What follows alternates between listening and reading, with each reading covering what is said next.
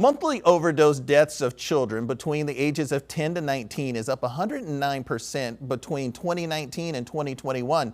That's according to the CDC. Of those deaths, 84% involve fentanyl, and the deadly drug is finding its way into the hands of more middle schoolers.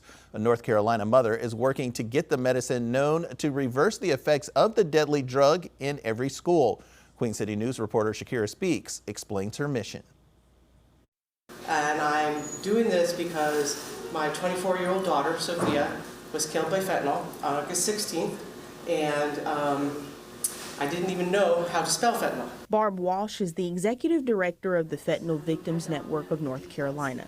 She's been a voice for families suffering a loss of a loved one by fentanyl poisoning. It's just a network of damaged families who are getting together and finding their power and their passion to heal one another, but also to stop fentanyl from killing someone else. The network includes counties like Mecklenburg, Rowan, Iredell, and Catawba. Pictures of those who lost their lives to the poisoning line the walls at the Bristol Road Community Center. Many of their families doing their best to keep their memories alive. Fentanyl took my husband in November 2023, and it has changed our whole daily routine.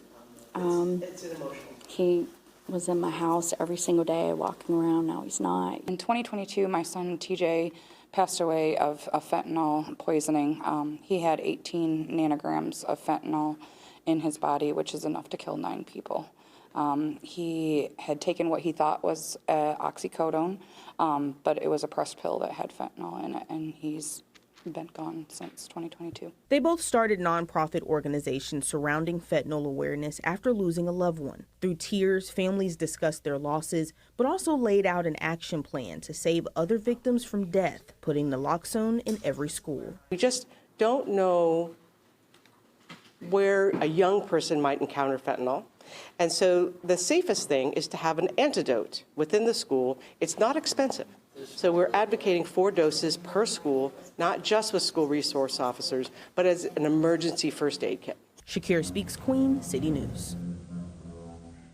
More details now. Teen and child deaths from fentanyl overdoses are on the rise in North Carolina as well. In 2022, fentanyl contributed to the deaths of 10 children under the age of 5.